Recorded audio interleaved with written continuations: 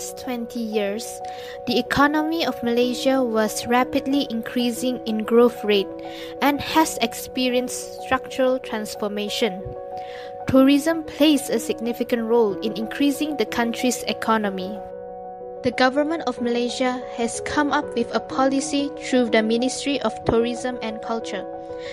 The policy vision is by the year 2020, where Malaysia will be developed as a world-class tourist and cultural destination, and also to build the national identity according to the country's arts, culture, and heritage. The policy mission is to drive the tourism and culture sectors as the catalyst for a sustainable socio-economic growth, as well as to strengthen, conserve, and preserve national arts, culture, and heritage. The Ministry's policy statement is to propel competitive and sustainable tourism and culture sectors towards the socio-economic development of the country. The planning and strategies of tourism policy in Malaysia include 5-year economic plans, National Tourism Policy, 1992, National Ecotourism Plan, 1996, and Economic Transformation Program, ETP. The 5-year economic plans covers tourism development in relation to other economic sectors. Tourism only prominence in 6th Malaysia Plan until the 11th Malaysia Plan. The National Tourism Policy is a long-term directions for the planning, development, and marketing of tourism with several objectives. The objectives of this policy include facilitate economic and social development, promote rural enterprises, allow participation of all ethnic communities in tourism to generate employment, improve the image of Malaysia internationally and forge national unity. National Ecotourism Plan is a comprehensive blueprint prepared by non-governmental organizations (NGO) for Ministry of Tourism, Arts and Culture, MACAT. It provides guidelines for the sustainable development and management of ecotourism. The main goal of the ETP in the tourism industry is to increase the contribution of gross national income (GNI) to attain RM 104 billion in the year 2020. ETP has identified 12 national key economic areas (NKEAs) in which the tourism sector ranked 5th in the NKEA's priority list. Tourism organizations play a vital role in the development of tourism in Malaysia. The Tourism Planning and Strategies Organization in Malaysia is intricate and influenced by the 3-tier form of government such as federal government, state governments, and local authorities. The National Tourism Organization is handled by federal government. State Tourism Organization is handled by state governments, while the Local Tourism Organization handled by the local authorities. In this video, we'll be discussing the other impacts of tourism policy, which is the tourist arrivals and also the tourist receipts.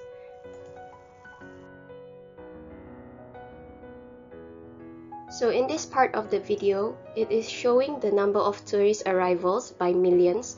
So as you can see, by the year of 2010 till 2013 and also 2014 actually, there is a steady increase in the number of tourist arrivals. However, by the year 2014 and 2015, there is a decrease. However, it increased again by the year 2016, but decreased the following years of 2017 and 2018. As for the tourist receipts, which is in billion RM, Malaysian ringgit, it is seen that by the year of 2010 till 2014, there is a constant increase in terms of the amount collected. However, it drops by the year of 2015, but then picks up again by the year of 2016 and also 2017.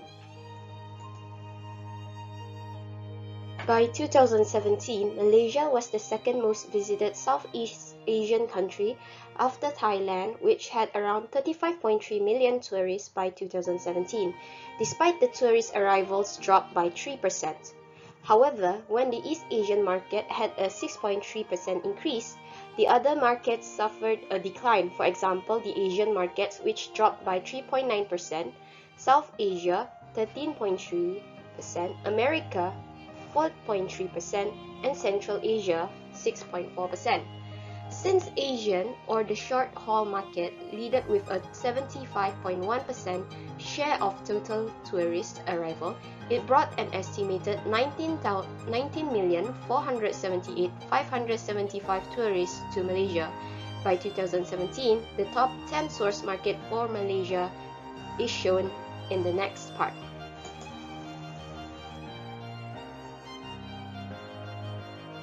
The following shows the top 10 source market for Malaysia by country. As you can see, the biggest amount of tourists comes from Singapore, which is around 12,441,713, followed by Indonesia, China, Thailand, Brunei Darussalam, India, South Korea, Japan, Philippines, and also the United Kingdom. Despite the decline in the number of tourist arrivals, Malaysian tourism is quite optimistic that the performance will improve. The increase of visa applications from China and India and forward flight bookings are positive indicators. Also, the improved visa facilities of China and India makes it easier for more travelers to come to Malaysia. Tourism Malaysia also announced in the ITB Berlin of the partnership with Condor Air to establish a thrice-weekly Frankfurt-Kuala Lumpur route starting 5th of November 2018 with 960 weekly seats. An integrated promotional plan of 2018 to 2020 by the Tourism of Malaysia has also been implemented and formulated to tackle any remaining challenges to boost the tourism performance in Malaysia. Also, a Visit Malaysia 2020 campaign which targets 26 million tourists and RM168 billion of tourist receipts by 2020. The impact of the tourism policy in Malaysian economy can be classified into the positive impact and the negative impact. For the positive impact, first, it can contribute more job opportunities for Malaysian people. The build of the tourism sector, such as hotel, restaurant, theme park, and travel agencies, will need to hire more workers to fulfill the requirement.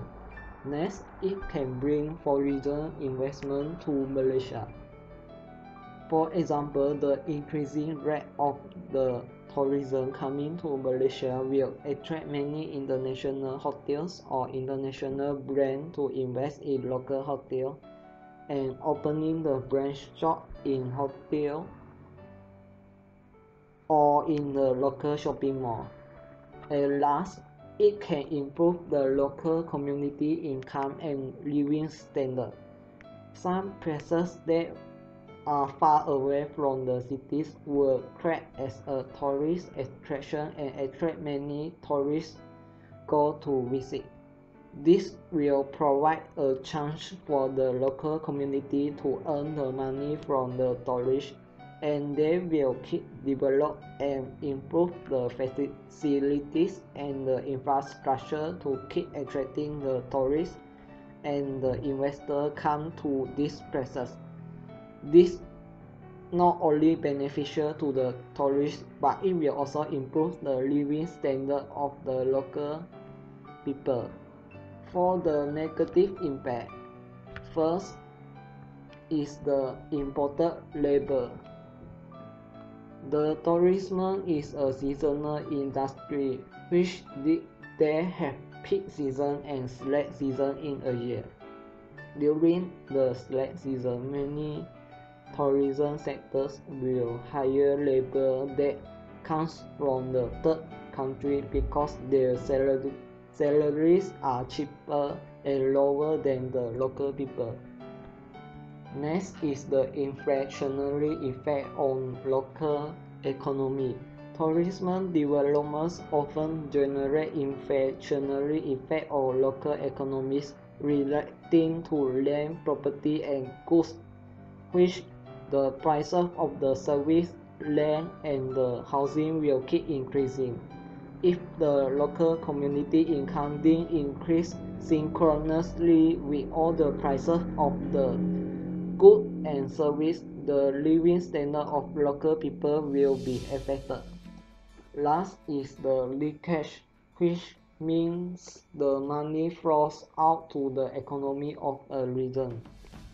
For example, a local consumer has purchased the outside supplier product from foreign branch shop in Malaysia, or the Malaysia government brings the things from other countries to Malaysia to attract the tourism, just as the panda from China to the zoo Malaysia.